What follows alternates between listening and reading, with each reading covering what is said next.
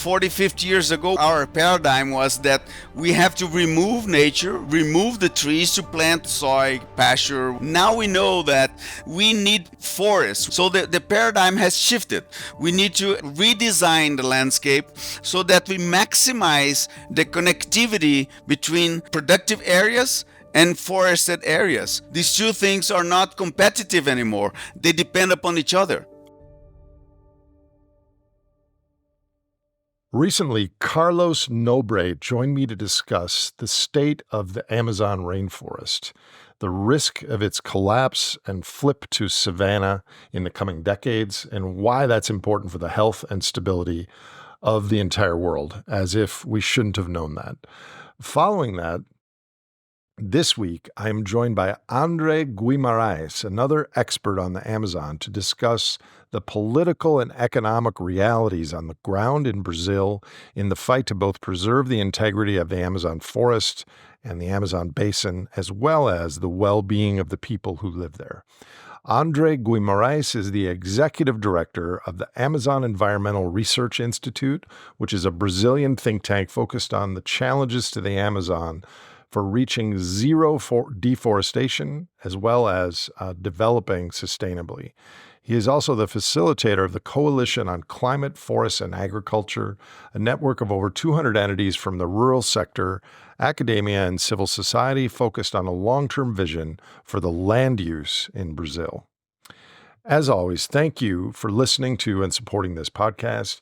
If you enjoyed this two-part series on the Amazon, consider sending one or both of these episodes to someone who might be interested in learning about this topic, as well as discuss it with some of your friends or colleagues on how it might impact your lives and choices going forward. With that, please welcome André Guimarães. André, bom dia, tudo bem? Bom dia, Nate. Tudo bem por aqui? E com você? That's all the Portuguese I know, my friend. That's a good start.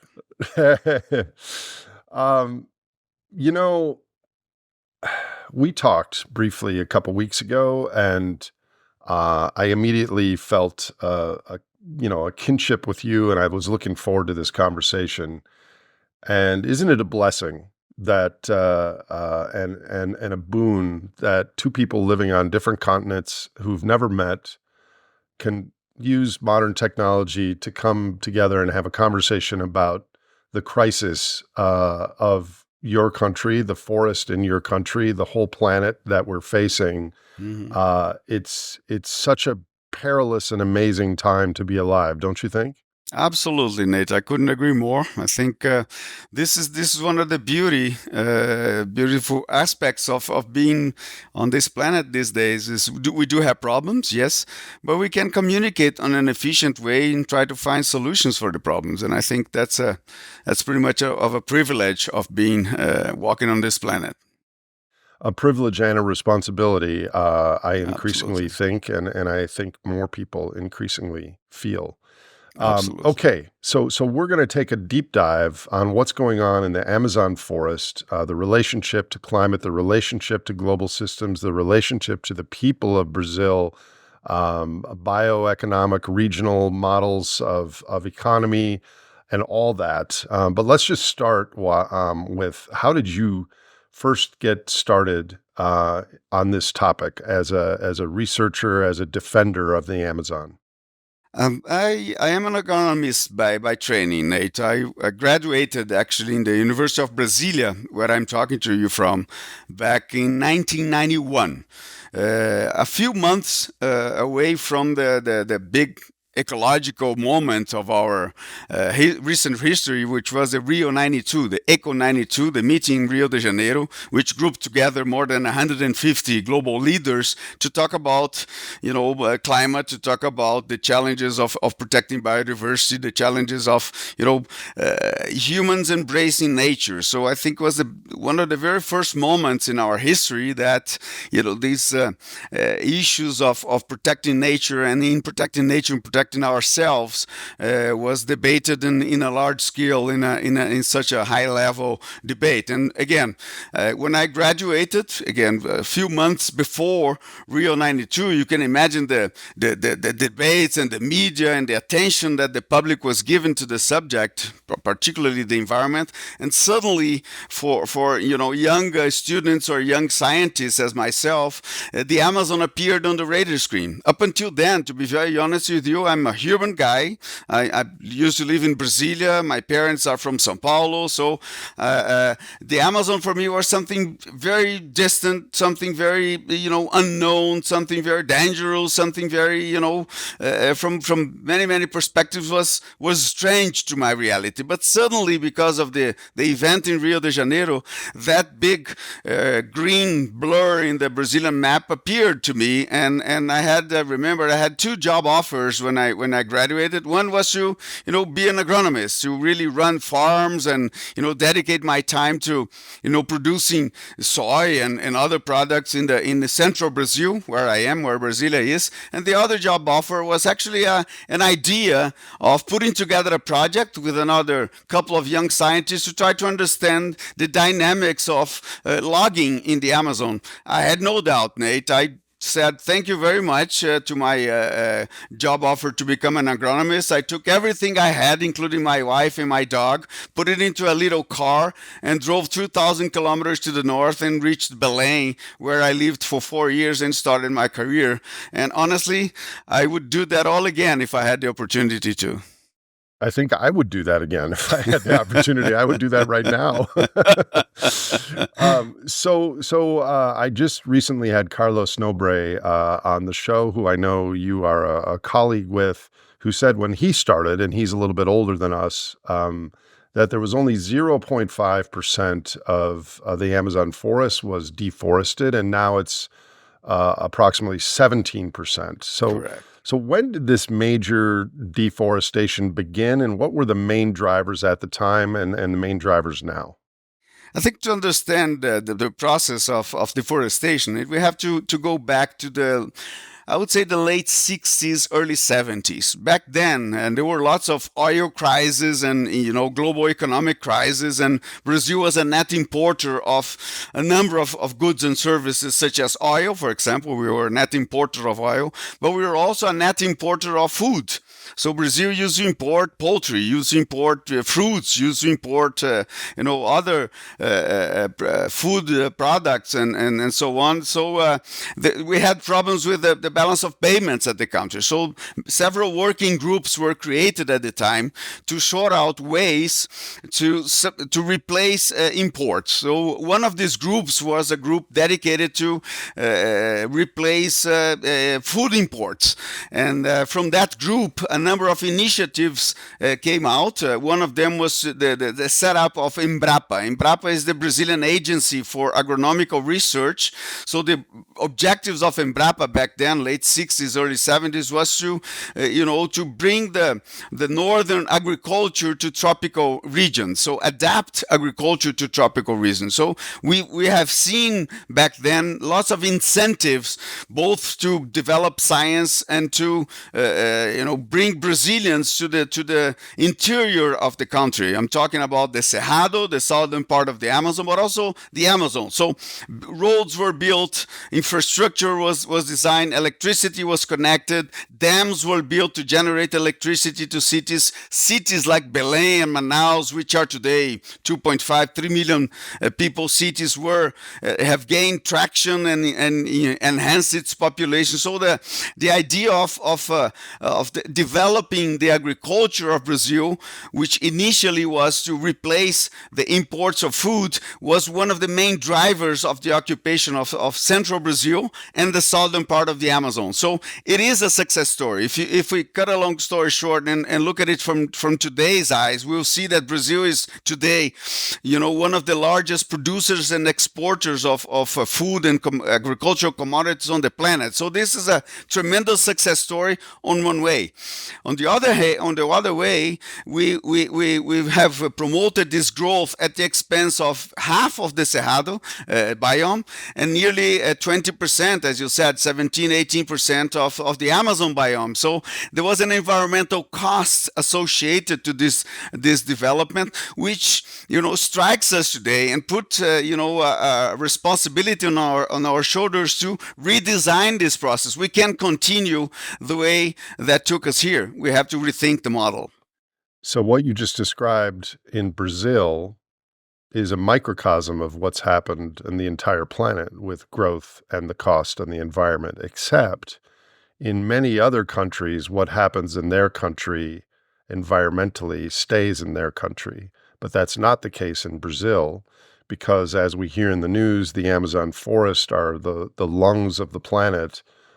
Maybe you could describe how important the Amazon basin is to the global weather and climatic and natural world. Absolutely. The Amazon stores the equivalent to 10 years of global carbon emissions. So that's the weight of the Amazon in terms of climate change. I mean, if we had the Amazon burned, from in a few days, we would add a dramatic situation to the planet, because zillions and zillions of tons of carbon would be immediately emitted to the atmosphere. So the Amazon is also responsible for maintaining, or at least help to maintain, the climate in our planet. But Brazil, as we've talked about, is an enormous producer of food and commodities, agricultural commodities, and so on. According to the Minister of Agriculture, Nate, we supply food to 1 billion people every day, and that is directly related to the moisture that comes from the Amazon and allows for Brazil to have such a successful agricultural production system, among other benefits. But the main benefit, one might argue, is you're an exporter of ecosystem services, the vast majority of which are not included in our prices or our goals of our current system. Absolutely. 1 kilo of soy, Nate, requires 4,000 liters of water, nearly 1,000 gallons of water to be produced. We don't spend that water, but the water is necessary to be in the system so that we produce the soy. 1 kilo of beef demands 15,000 liters of water available in the system to be produced. So all across the life cycle of the animal. So, water is absolutely necessary, but it's not just the volume of water, but when it comes, when it stops. So the distribution of water, in addition to the volume of water, is something that the tropical forests provide as a service to agriculture, as a service to food security, as a service to the planet. So just to quote one example of how dependent we are, and sometimes we don't realize how important it is to keep forests standing for our daily lives. So I know the last 2 years have had some incredible droughts, and there's the smoke from the fires can be just visible on an aerial map of South America.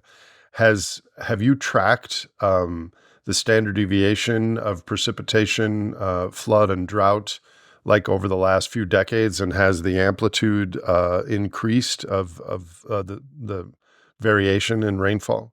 Absolutely. This is one of the analyses that we keep doing all the time. The variation, if we look at the volumes, Nate, it's pretty much stable, right, over the past decade. So we don't have more water or less water falling. What we have is a different distribution of water, and that's for no other reason that we are having landslides, for example, in several cities, including São Paulo, which is a big city, more than 20 million people city.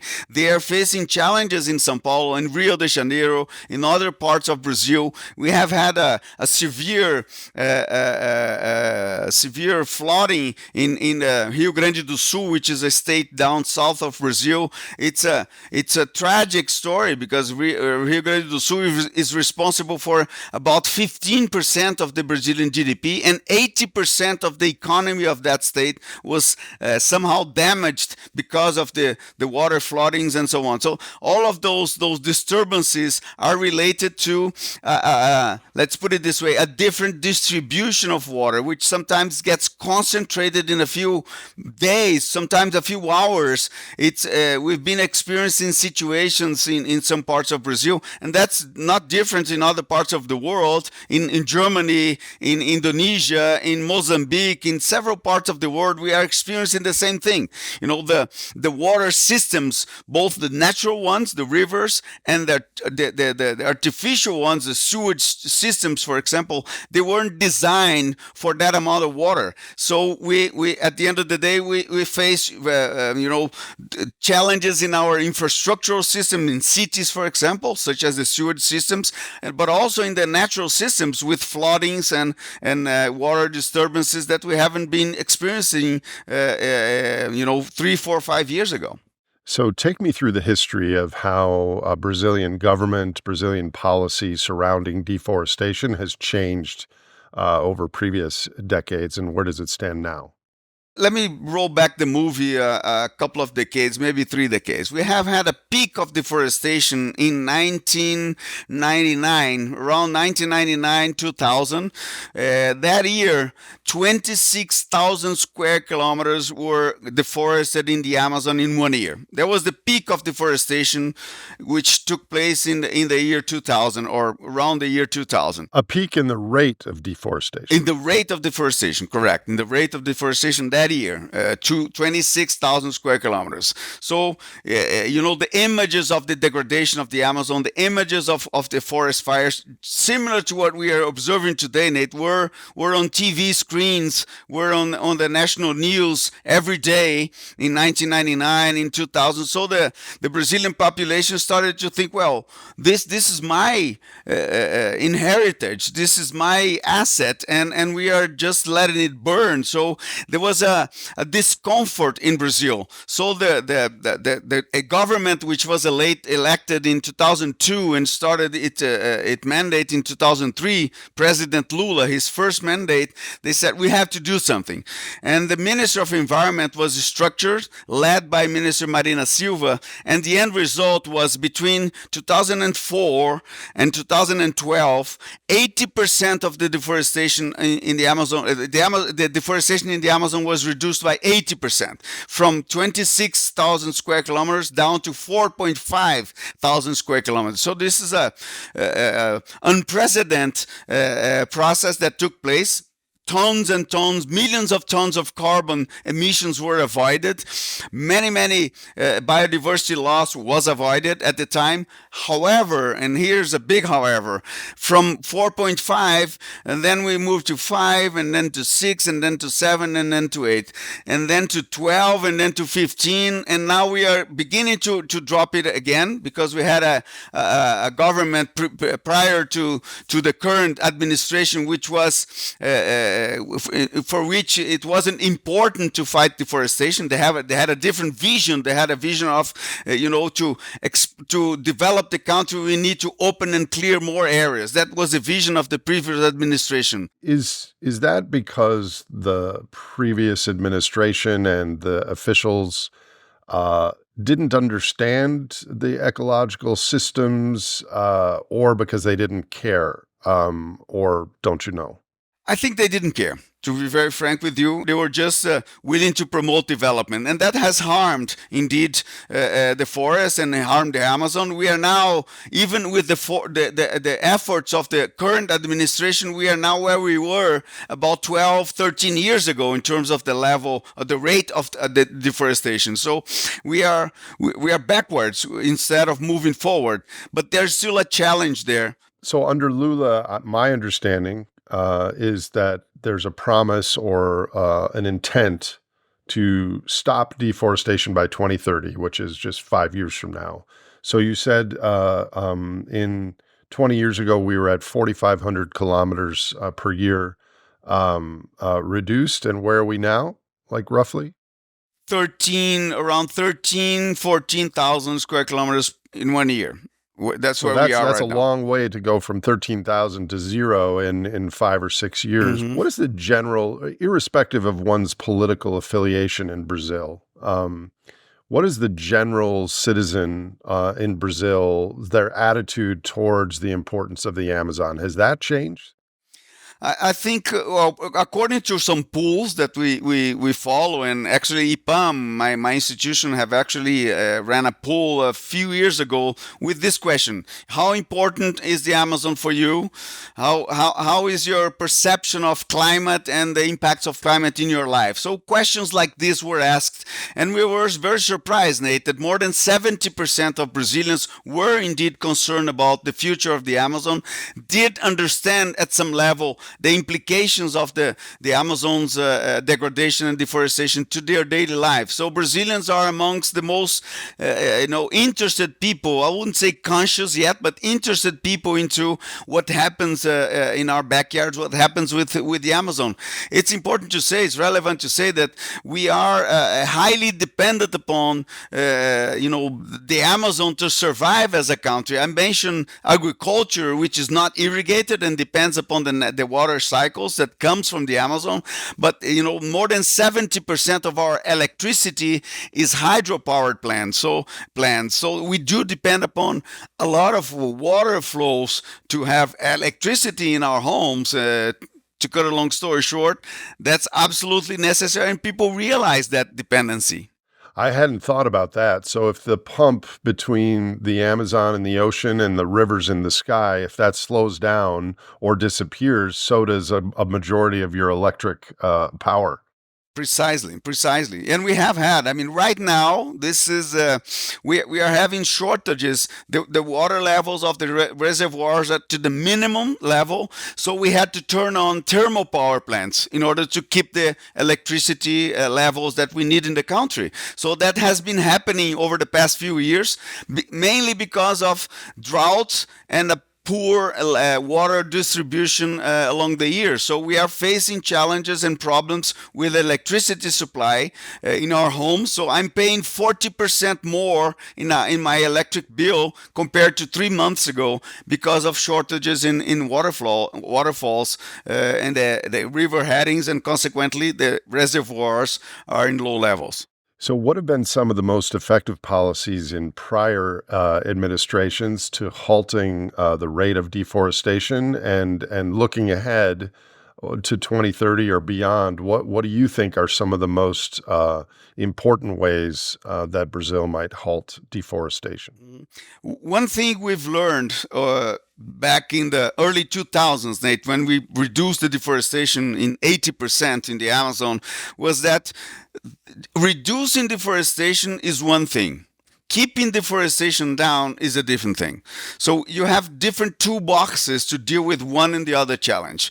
To reduce deforestation, command and control, punishment, law. You have to respect the law. If people respect the law, we will reduce naturally deforestation. More than 90% of the deforestation in the Amazon is illegal. So fighting illegal loggers, fighting land grabbers, fighting farmers that are not in compliance with the Brazilian Forest Code, for example, reduces deforestation, right? But keeping deforestation down requires replacing an old-fashioned, unsustainable economy for a sustainable and green economy. Let me give you an example. There are municipalities in the Amazon, Nate, that more than 50% of their GDP is directly related to illegal activities. I'm talking illegal gold mining, illegal logging, that generate jobs in those municipalities. And I'm not just the direct jobs involved in land grabbing or in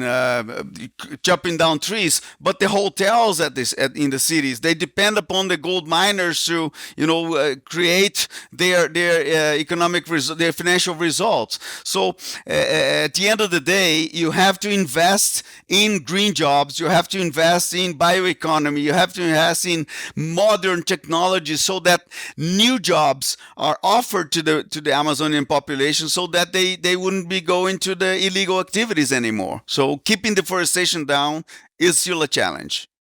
You need punishment, command and control, but at the same time you need reward, which is a different incentive, because obviously all that illegal activity is because they're being compensated or rewarded by the products of their illegal activity.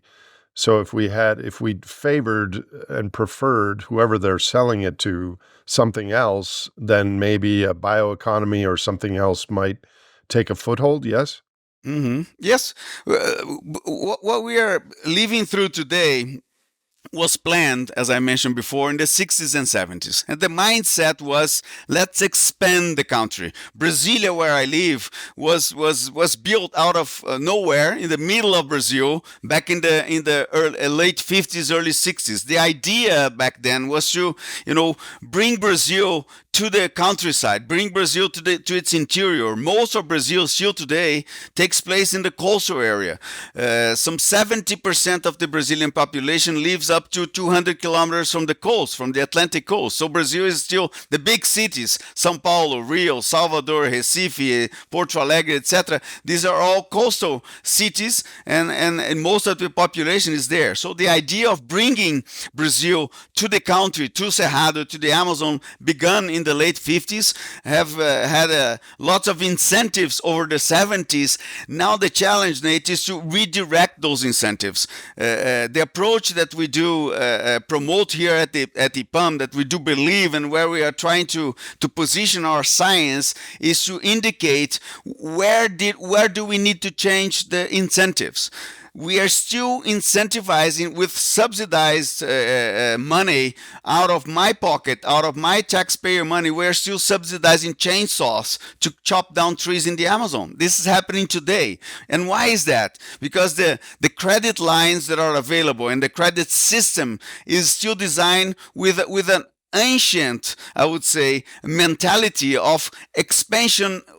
We need to expand the frontier in order to thrive. That paradigm has to be shifted to, we need to intensify and redesign the frontier. And in order to redesign the frontier, to stop deforestation and intensify the production, generating more jobs and less deforestation, we need to refocus, rethink the incentives that we have designed, 30, 40, 50 years ago.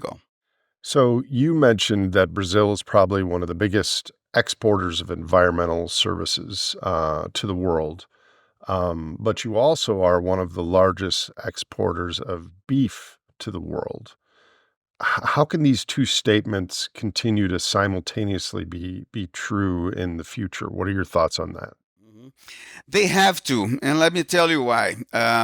First of all, Brazil in some crops, let's say soybean, for example, or even corn and cotton, and at some extent in beef, Brazil is very competitive. It's very, very efficient. It produces a lot per hectare. It produces a lot per unit of dollar. It produces a lot per input. So it's because you have a lot of sunlight and great soil and the hydrological flows of the Amazon. Nature blessed us with those assets, and fortunately, we were able to use that on an efficient manner when it comes to production, when it comes to economic outputs. But when it comes to nature outputs, that's not so efficient. So there is a room for improvement in Brazil, but still, Brazil is quite efficient in producing those some of those goods. So if we somehow continue exploring the frontier, what's going to happen is that the production will start to fall. And actually, we are observing that in some regions. So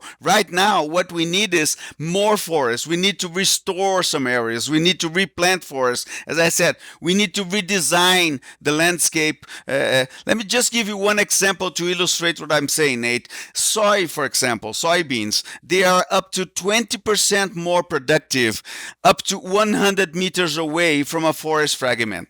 So the more contact that I have from my cropland with forests, with nature vegetation, more production I have. Because the roots of the trees are helping the soil somehow, or they attract more rain because the forest is there? Why are they more productive? It's a combination of factors. Okay. You have natural enemies of insects, for example, which lives on the trees, it lives on the forest. You have more moisture closer to the forest. You have more a healthy soil and so on. So it's a combination of factors. Except if that's true, and if our economic system and our incentives favor higher yields, then what would happen eventually, everything else being equal, is a patchwork quilt of some forest some soy crop, some forest, some soy crop, because that would give the highest yield for soy. But eventually the connectivity of the forest as a trophic pump, the way you were describing earlier, would gradually disappear, yes?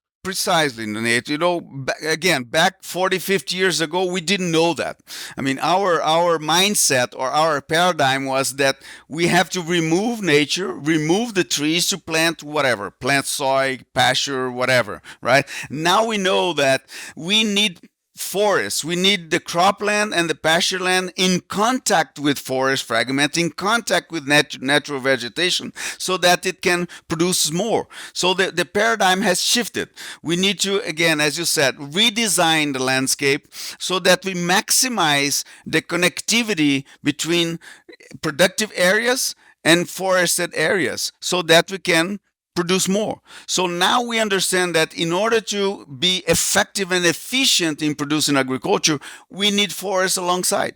These two things are not competitive anymore. They depend upon each other. Forests depend on, human beings to protect them, and human activities such as agriculture depend upon forests. This is now clear to science.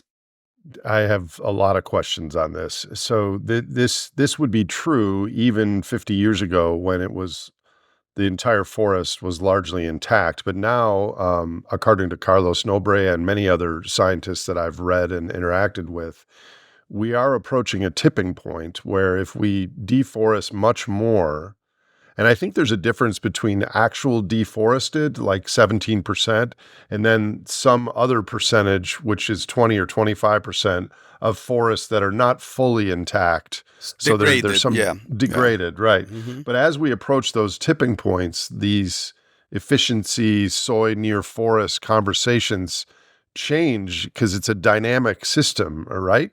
Absolutely. There's a trend in some areas in the Amazon, for example, that it's becoming a savanna.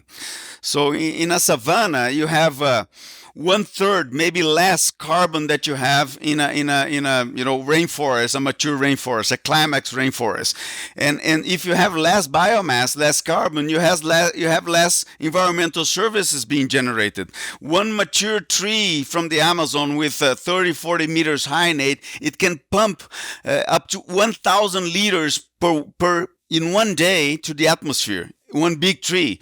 The trees in the Cerrado in a savanna, have a way limited capacity compared to a climax tree in the Amazon. So the more biomass you have, the more services you have available.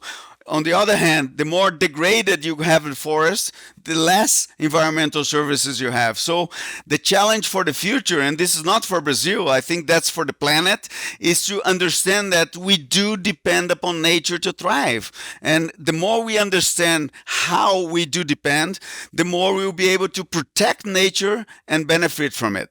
I think certainly in our circles, people are fully eyes wide open aware of that now, and it's my hope that the world wakes up to that before it's too late, and we just see it in hindsight. Oh shit! So I want to get back to the beef question in a second, but I think I read in something you sent me or one of your talks that a kilogram of chicken from Brazil that is consumed in England, in London, including all of the shipping emissions and energy to ship it from Brazil to London, still has a lower environmental footprint than a chicken raised in England. Is that true? That's true. That is true. Why is that true? Corn, which is the basic feed for chicken, is also produced here.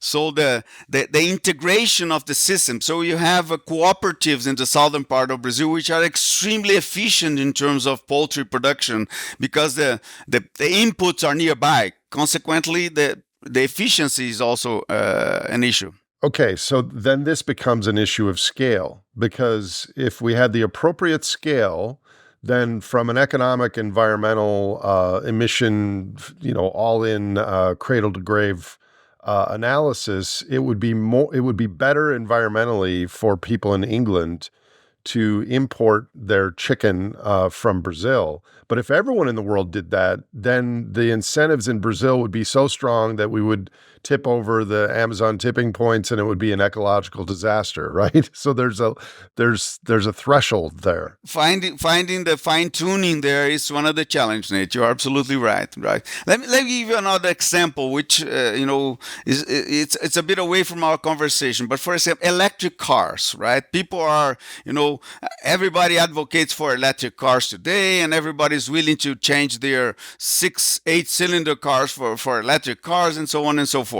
But what about the source of energy? If I drive an electric car in Beijing, in China, 70 or 80% of the electricity is thermal power plants. So I'm actually burning coal to fuel my car, right? If I'm using an electric car in Brazil, for example, 70% of the electricity that fuels that car is renewable, hydro, solar, or wind. So it is not because the car is electric that it's emitting less carbon to the atmosphere. You have to look at the whole chain, You have to look at the right? context. So that's the tricky. So you have to look at the feed for the animal, the medicines, the equipment, the whole chain to analyze whether or not it's better to import or to produce locally. Sometimes it's better to import, sometimes locally. So let me ask you this. In my episode with Carlos, we summarized that there are things that Brazil needs to do on behalf of the Amazon and its own country for the rest of the world. And there are things that the rest of the world needs to do for Brazil and the Amazon. Namely, we need to reduce our emissions. Otherwise, the dual threats of a threshold of savanna tipping points and 2 degree plus climate means that there's a positive feedback and we lose the Amazon. The one thing that Carlos suggested that the rest of the world could do is stop eating beef unless they know the destination. What is your response to that, or how do you think about that situation? I think in the long run, Nate, beef is going to be, for a niche product, very expensive, very difficult to produce, to transport, to justify the existence of it. I mean, but that's in the future. We still have billions and billions of people on this planet that has deficits of protein, for example. So we need to address nutritional challenges that we still have in many, many countries, including Brazil. We do have a part of our population that is still do not have access to good quality and good amounts of protein a day. And one of the cheapest ways to produce protein is through the beef industry, to the poultry industry. I believe that in the future we will have alternatives or more efficient ways to produce protein. Part of it will come from vegetables, but part of it will come from animals. Eventually, part of it will be synthesized in laboratories. So we will have a different reality in the long run. But we still have billions and billions of people that are way below the capacity to have funds or money available to buy cutting edge technology of protein. So we need to provide cheap protein to a number of people before we reach a momentum in which we can get rid of it. Small caveat, beef in the way that you describe as the most efficient way is true, but using the wrong prices, because we don't include a lot of the externalities in the prices. So Absolutely. is there a difference with soy or beef or any of the other main agricultural products in Brazil between large and small scale farming operations in terms of the impact on the Amazon? Yes, there's a big difference. Specifically in the Amazon, you have the Brazilian Forest Code asks or requires from farmers in the Amazon biome to set 80% of the farm aside for conservation. So if I have 1,000 hectares of land, I can only use for cropland or pasture land 200 hectares out of those 1,000. That's the requirement of the Forest Code for medium and large farmers. So And what happens to the other 800? They're left alone? They are left alone. They are left alone. They have to be left alone for conservation purposes. It's what we call the legal reserve. So it's a legal requirement. If I'm in Cerrado, I have to leave to set aside 30% for conservation. If I'm in the Atlantic forest, the coastal area of Brazil, 20%. So it varies depending on where you are in the country. The Amazon is the most rigorous request, which is 80%. I mean, people that would go to buy a land in the Amazon, they know that. So they buy the land knowing that they have to set 80% aside for conservation. That's the rule of the game. Unless they change it, and hopefully it's not going to be changed, that's the law. That law applies for medium and large farmers. Smallholders, they are in different, under a different type of compliance requirements from the forest code. They oftentimes are in what we call the rural agrarian reform settlements. They are all together. Oftentimes their legal reserve, or the area that they have to protect, is collective, is not individualized, each property, so it's a collective area. So that gives you a difference of the in terms of medium large farmers with smallholders. But most importantly than that, Nate, is the fact of that around 30% of the deforestation in the Amazon takes place inside smallholders' property. And why is that? Some 70% of the small farmers in the Amazon, differently from medium and large farmers, but smallholders in the Amazon, family farmers, more than 70% have never seen an agronomist or a technical person in their lives. The only capital they have is the natural capital. They don't have access to financial capital. They don't have access to technological capital. They have limited human capacity, human capital, because it's only a family. The only capital they have available is the natural capital, is the natural fertility of the soil. So every year they have to clear a new half a hectare or a new hectare in order to keep the minimum level of production in their property. So when you sum up 1 hectare, multiply it by 700,000 smallholders in the Amazon, you'll see that that's about 30% of the deforestation in the Amazon. And that's a challenge indeed. How many Brazilians are struggling now to make ends meet, living paycheck to paycheck, and how does that affect the overall trend of deforestation that you're describing? Or did you just give me that You're talking answer? about Brazil as a whole or Amazon? Both. Both. According to the official data, somewhere around 30 million Brazilians are still below or near the poverty level. So we're talking here people that do not have 3 meals a day, for example. So we still have tens of millions of Brazilians still having to sell what we call sell their lunch to buy the dinner. In other words, they are not fulfilled in their needs. In the Amazon, the number is smaller, but still a percentage of the population there.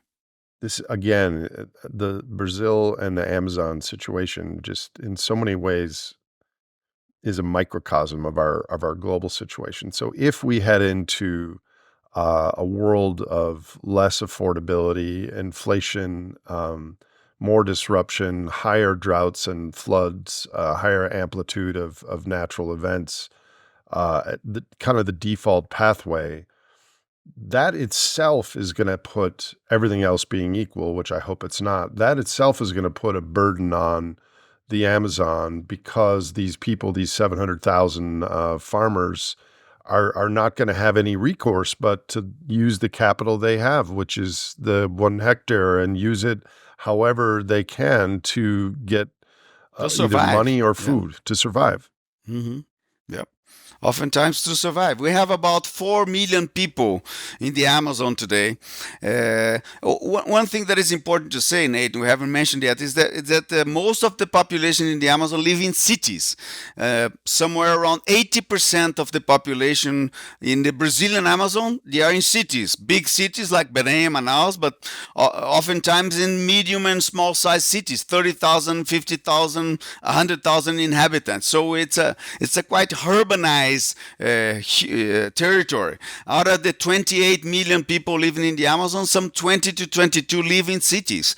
So we have another, 5, 6, 7, 8 million people living in rural areas. And 4 million of those living in rural areas are small farmers, are living under, minimum conditions of subsistence. So, and I see that as a problem. The half empty glass is, 4 million people are living in poverty in the Amazon. The half full glass is that if we provide technical assistance to those people, and this is something that we've done, we've actually tested that hypothesis a few years ago. We've invested we've created here within IPAM a group of technical extensionists. So we provided permanent, good quality extension services, technical services to 3,000 families in the state of Pará. We were testing the following hypothesis. If we provide technical assistance to those farmers, they will live better and they will reduce the deforestation that would be necessary for them to survive and thrive. The end result of this project, 3 years of a project, 25 million reais involved, 42 technical people involved, were two numbers: 140% increase in the income on average and 80% reduction in deforestation. They don't need to cut trees anymore because now they have access to fertilizers, some equipment that would allow them to produce near their homes instead of chopping down trees every year. So what are some of the farming changes in the methodology, et cetera, that you inform and practice during those extension people? One of the things that we've looked after was cattle raising. Some 80% of the smallholders in the Amazon do have cattle. Cattle is like a savings account. This is important to understand. This is like a savings account to smallholders. When someone gets sick, they sell a couple of animals, go to the city to get hospital treatment. When someone, the daughter wants to go to school in a city, they would sell the animals to allow for the kid to go to school and so on. So it's a savings account. They don't have bank accounts, but they have the animals as a savings account. So it's an important part of the economy and the economic safety of those families, right? So again, 80% of smallholders have cattle on an extremely inefficient way. The average head count is half an animal per hectare, right? If they invest 300 kilos of nitrogen, and this is not hypothetical, this is reality, 300 kilos of nitrogen per hectare, fences, a little bit of training to the farmer, and a pump to pump water from the river into a more comfortable area for the animals, you can move from less than 1 animal per hectare to up to 5 animals per hectare. And we've done that. So again, you don't need to chop down every year half a hectare to expand your pasture land if you use minimum. This is not rocket science. We're talking here, fences, nitrogen, and a pump, and then you move 5-fold, 6-fold more production of cattle. This is just an example of how income production can be increased without the needs to open new areas. And the same goes for food crops like manioc and fruit production. When they have the availability of fertilizers, the availability of minimum technology, how to plant the trees, what's the distance between one tree, one plant and the other, basic information, they can multiply it by 2, 3, 4 times the yields, which means that they don't need to go into new areas anymore. They stay closer to home and more efficiently. Let me put you on the spot here, Andre. But first, before I do that, what did those symbols on the wall behind you represent? I love the green and then the wood and then the red. There's something artistic and abstract sense. But what are those? That's very symbolic to me, Nate. The wall in green is IPAM's color. So this is one of our characteristics. Our logo, our materials are all in this this green. So this is what we call our green. But most importantly are those equipments over here. These are indigenous equipments used for wars. And Chief Raoni is probably one of the most known, recognized leaders in the Brazilian indigenous groups. And he's 80. He's nearly 90 years old now. He's an old guy, and we have had a relationship with the institute that carries his name, Instituto Raoni, since a long time. We are partners with the Instituto Raoni, and we have this I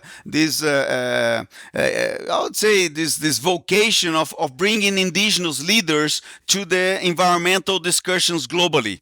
So the climate COPs, for example, the Conference of the Parties of the Climate Convention, we used to bring always alongside with our delegation, we invite 2 or 3 indigenous leaders to participate in the discussions, to learn what's going on and so on. And Chief Raoni was invited to come along with us to COP 26 or COP 27 in Bonn, in Germany. And at the end of the COP, because he was part of our delegation, he was participating in and he was very thankful for IPAM. So he took this, actually there are 3 of them, one on top of the other, and he, gifted us with those. So I was thrilled because this, and by the way, those were made by himself. So his hands were used to produce those equipments here, which again are used to war. Of course, I'm not willing to hit nobody on the brain, but if necessary, I can use to educate some of my colleagues here. Please don't take me for literally on this one. I'm going to come back to the question that I was going to ask, but you brought up the indigenous people in the Amazon. My understanding is there's over 350 tribes in the Amazon. How many of those has your organization, IPAM, worked with? And how are the indigenous peoples and nations playing a role in efforts to preserve the Amazon forest? Well, first of all, around 30% of the Amazon is formed of indigenous territories. We're talking about 200 and so ethnies, different ethnies. We are talking, about 150, 160 different languages from different roots. I mean, these are totally different languages. So there's an enormous cultural diversity in those areas. Again, 30% of the Amazon. Those areas, Nate, they represent less than 5% of the deforestation in the Amazon, despite being 30% of the total territory. Less than 5% of the deforestation takes place in those areas. And this is directly related to the presence of indigenous people. They are there. They have fire brigades. They looked after their territories. This is their land. This is where their ancestors were buried. That's their, ceremonial places are in those lands. So they have a profound respect to the forest. These are people, we are talking here, some of those ethnic groups, they have thousands of years living in the Amazon harmonically with the forest. So they are the guardians of the forest, the guardians of 30% of the Amazon. Needless to say more. So the survey that your organization did, and 70% of Brazilians cared about the Amazon, that would be a silly survey to give to those indigenous peoples, because it would be a dumb question. They would intuitively know that their livelihoods and their future are intimately connected with the forest. Absolutely. Are there any common principles or ways of life that you've observed that the indigenous people in Brazil help them live in tune with the Amazon, like things that they do or ways that they think? Mm-hmm. There are some beautiful stories there, Nate, because the indigenous groups, they have nature as their clock. They have nature as their calendar. So that tree, when that tree blooms, that's the time to plant manioc.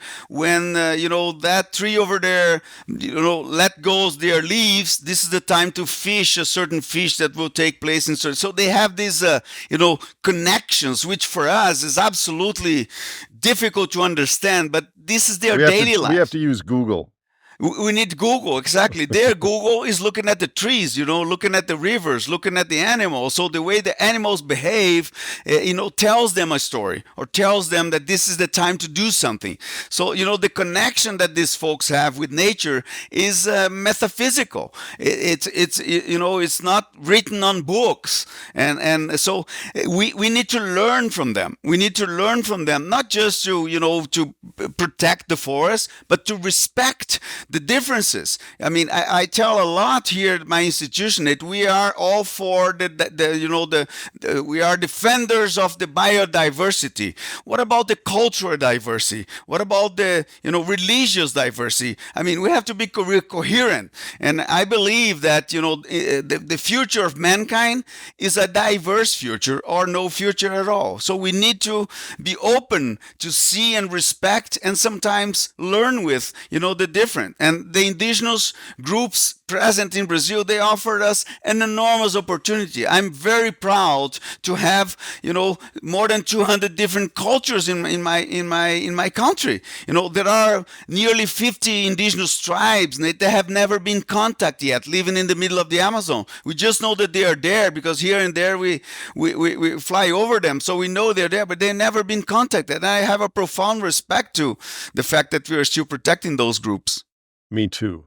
I think there's something in many of us that when you say a fact like that, it lights an ember of hope and reverence that the superorganism hasn't reached quite that far yet. True.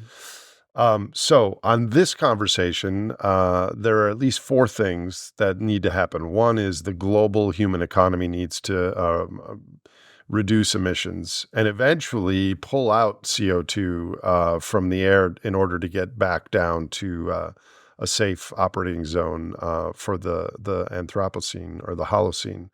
Number 2 is Brazil needs to stop deforestation. Number 3, Brazil needs to eventually reforest so that we go back from that 17% deforested Amazon down to 15% or 13%, or eventually maybe we get back to where it was 50 years ago. And then the 4th thing is, obviously, as you've brought up, is have a bioeconomic model to support the people in the forest in your country of Brazil. So if you were benevolent dictator on these issues, leaving aside the global emission issue, because that may be out of your benevolent dictator control, what sort of things, what sort of pathways could you envision in Brazil, in the Amazon, that would allow us in the next few decades to completely stop deforestation, to reforest, and have economic models that work for the people?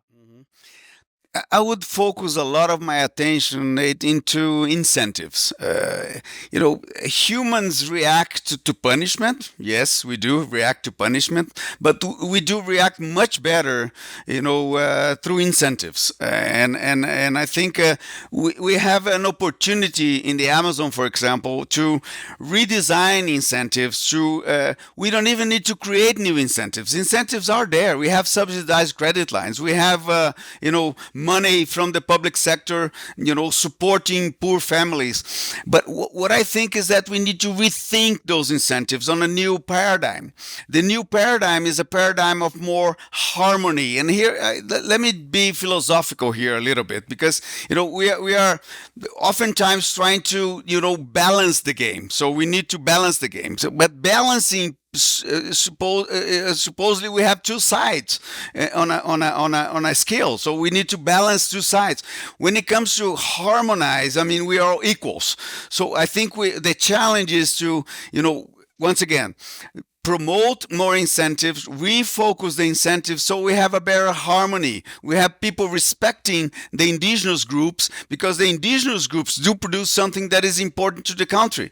They are protecting water services. They are protecting environmental services, which we need to our economy. So the understanding those connections, in my view, is fundamental for any human community to behave properly and design a future in which we'll be more harmonic with nature and consequently be more sustainable in the long run. Right now, we are not sustainable. We need more than 3, 4, 5 planet Earths, to survive in the model, the consumption model that we have today. That has to change, and I think that has to change, and we have to change looking at our ancient cultures. They have a lot to teach to us. The indigenous groups, they have a lot to teach to us.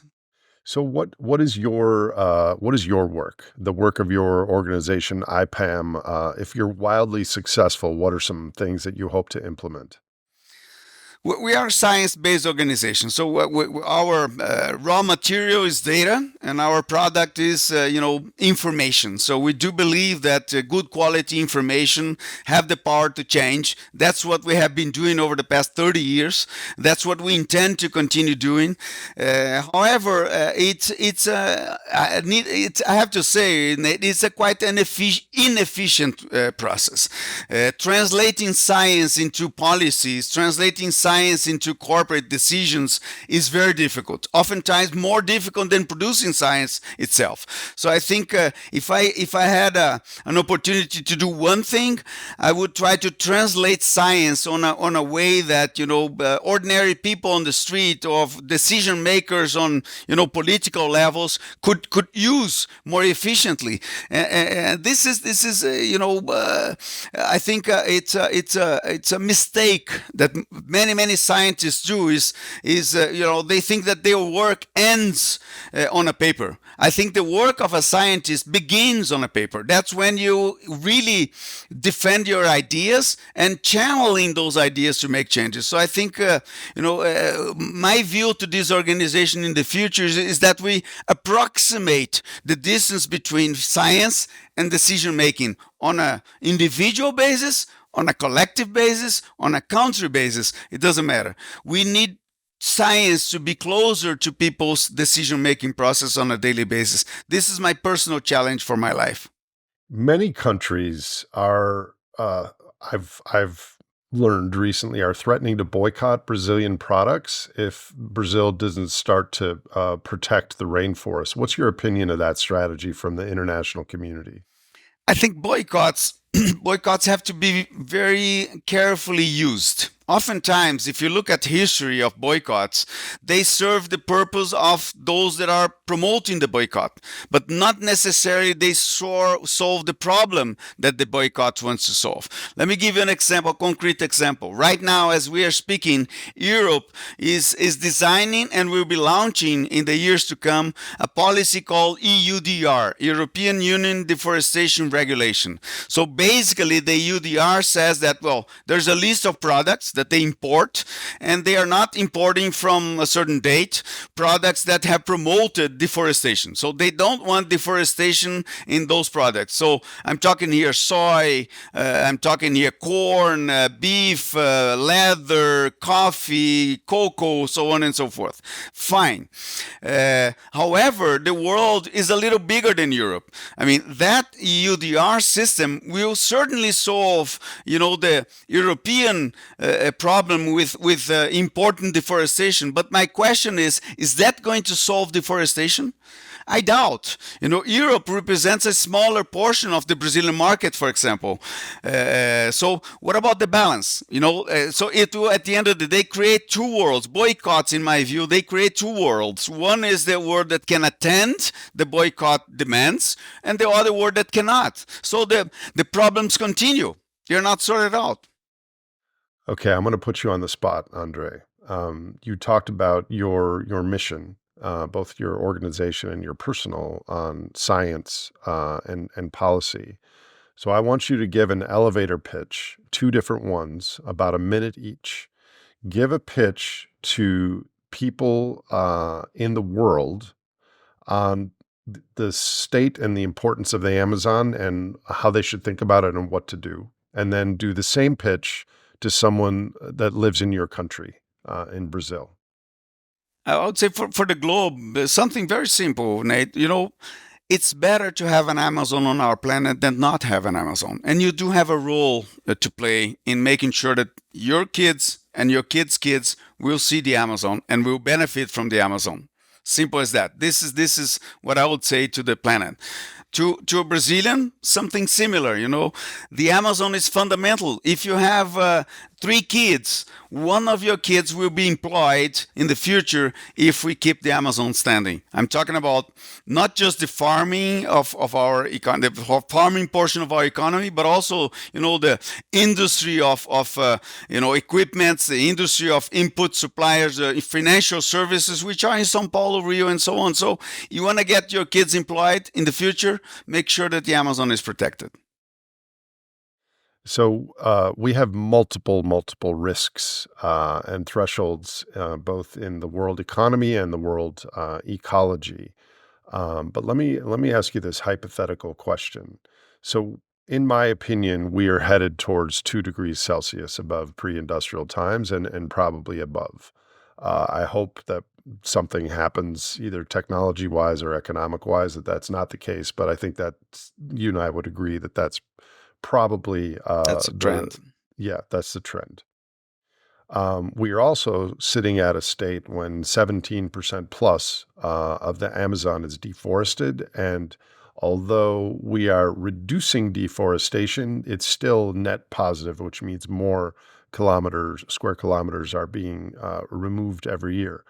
In the possible scenario where the world does hit 2 degrees Celsius, but Brazil, maybe with your help, yours and your colleagues and others, takes a different path and does start to respect and rebuild the Amazon. In a 2 degrees Celsius world, how important is it, how critical is it that the Amazon's component in that world reverses and we go back? Because if we were able to reverse deforestation and go from 17 to 12 to 5 to the way that the Amazon used to be, that itself removes a lot of carbon. Like you said, the Amazon contains 10 times as much of our emissions. So if we regrow it by 20%, that's more than the emissions of a couple years. Is it possible that this could happen, that Brazil could really value the commons, both its own commons and the global commons, which is the lungs and the heart of the planet and the Amazon forest? What are your thoughts on that? It is not just possible, but absolutely necessary. Let's look at some numbers to illustrate my point here. We have about 120, 130 million hectares of land deforested in the Amazon. Right? About 1/3 of it, 40 million hectares, is degraded.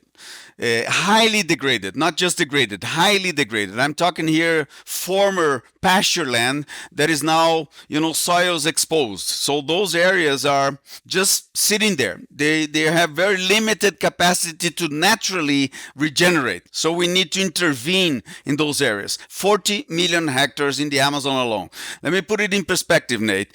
Brazil, in the entire country of Brazil, have 65, 70 million hectares of cropland. So we are talking more than half of what we have in cropland in the entire country. More than half of what we have is degraded land in the Amazon. So we have the chance to, if we don't do anything else in terms of technology, no enhancement of technology, we can multiply by 1.5 or 1.6 our production without chopping down a single tree, just benefiting from the area that is already degraded, highly degraded. In the Amazon alone, Cerrado has another 20 million hectares and so on. So we do have enough land to expand the agricultural frontier without chopping down a single tree. So that's one point.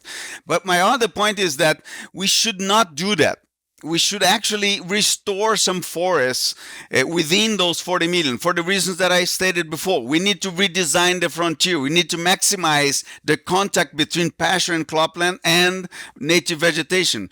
But in order to do that, we need to have to build an economic or a financial stream, which is not built yet. So the planting forest has to be looked at as a business, not as a philanthropy. Right now, we are restoring forests with philanthropic money.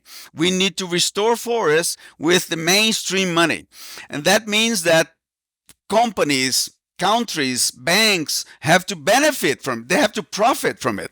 So it's on us, scientists, it's on us, Brazilians, to show to the financial world that there is profit, in restoring forests. And in my personal view, that profit is in two issues. One is environmental services, such as carbon sequestration and maintenance and maintenance on the ground. And the other one is agricultural crop yields improve, right? So or increase. So there's profit there potentially, but we need to make sure that banks, investors, companies observe, realize, and invest. That's the challenge. So there is the possibility of the rebound effect or the backfire effect, is that as incomes go up, there's more barbecues and more demand for beef, et cetera. So you make income that is more environmentally sound, but you spend it in the global economy on something that's not so environmentally friendly. Yeah, that's a good point. A good point. We have to agree on a moratorium. We will continue to thrive. We will continue to expand production, but we're not chopping down any more trees. We need to agree on that.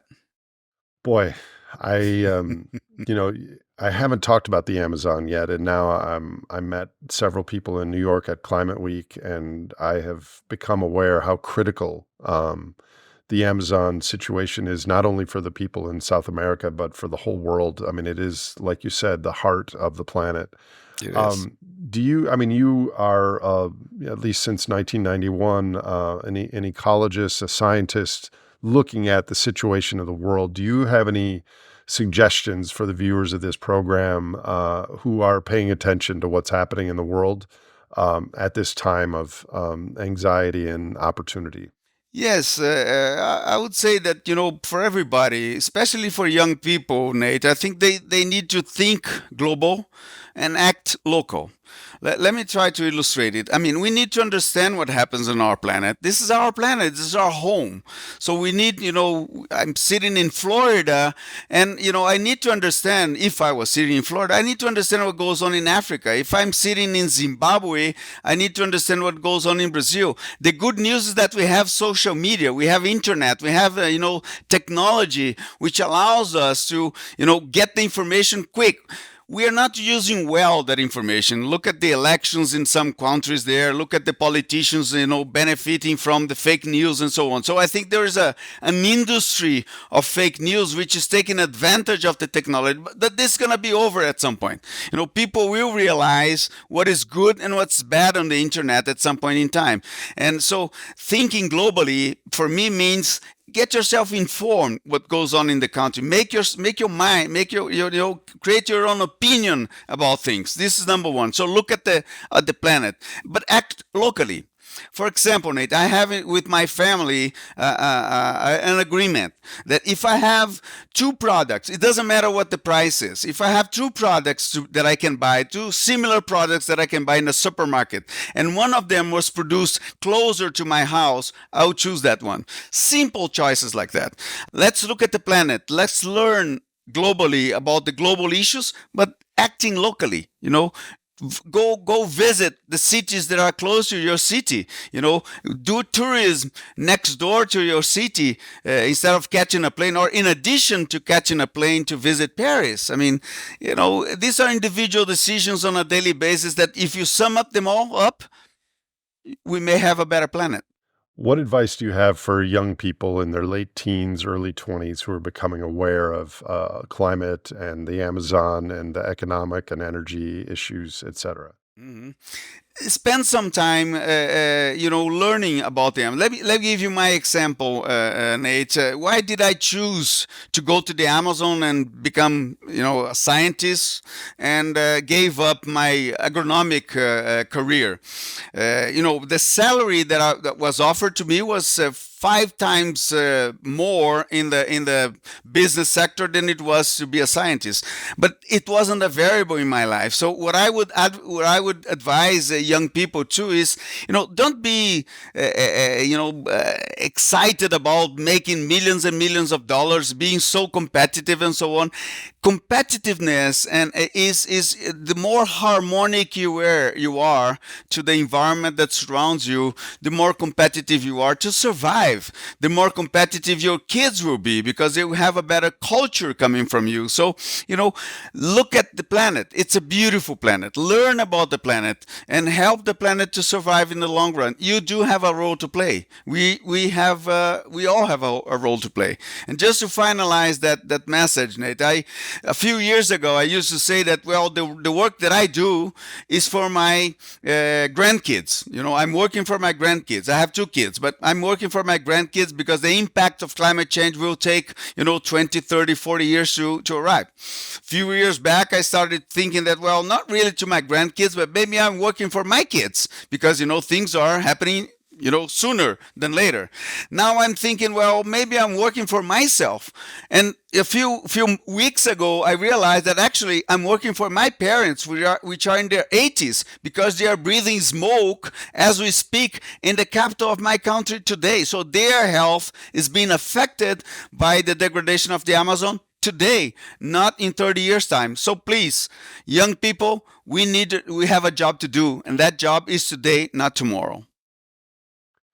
What do you care most about in the world, Andre? People living in harmony, being equals. I mean, I meet a millionaire, of course I admire that guy. But when I talk to this millionaire, I look at him or her in the eye, same level. When I meet someone in the middle of the Amazon with no income, no money at all, no assets at all, I have to look at that person as an equal. I have to look at her or him in the eye, and we are all the same. I mean, we are born naked and we die naked. We are all the same, Nate. And what happens in between, borning and dying is what's going to make the difference. And I think the difference is made not in, building more things, not in accumulating more goods, not in making more money, but instead, in making more friends, in learning more about the planet, in, being in harmony with nature, harmony with the others, especially if they are different from you. So value the differences and the diversity.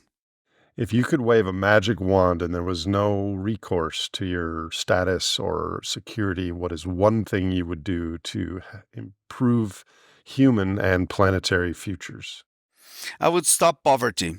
I would cancel poverty from this species.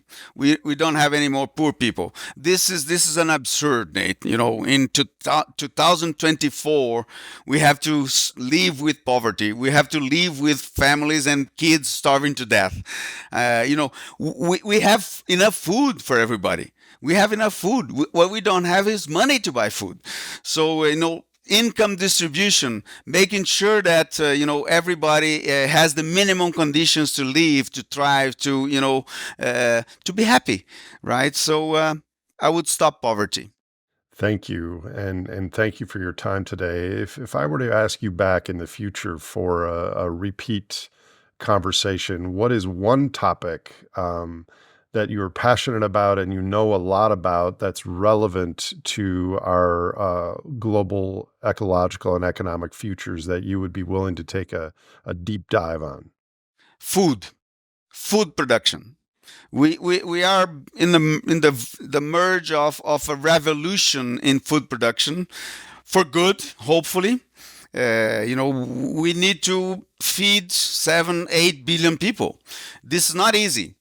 But we have to feed those people with quality, with good level of protein, good level of carbohydrates, good quality of carbohydrates, vitamins, vegetables.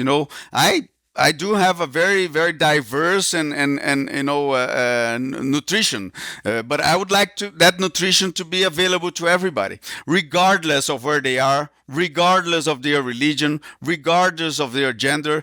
I would like to talk about food, and I think that has everything to do with climate change. That has everything to do with forests, tropical and non-tropical. That has everything to do with the essence of being humans, right? We do eat before we drive cars. We do eat before we learn to read books. We have to go back to our origins and make sure that we understand who we are. And who we are is based on what we eat. So let's talk about food, my friend, if you want. Okay, sounds like a plan. Thank you so much. And I've never been to Brazil, maybe one day, but thank you for all your work. We gotta fix this. Thanks for all your important work. And I have high hopes for people in Brazil and the world waking up to protect our forests and earth systems. An honor, Nate, and looking forward to talking more about food and other issues. My pleasure. Really honored to be here. If you enjoyed or learned from this episode of The Great Simplification, please follow us on your favorite podcast platform. You can also visit thegreatsimplification.com for references and show notes from today's conversation. And to connect with fellow listeners of this podcast, check out our Discord channel. This show is hosted by me, Nate Hagens, edited by No Troublemakers Media, and produced by Misty Stinnett, Leslie Batlutz, Brady Hyen, and Lizzie Siriani.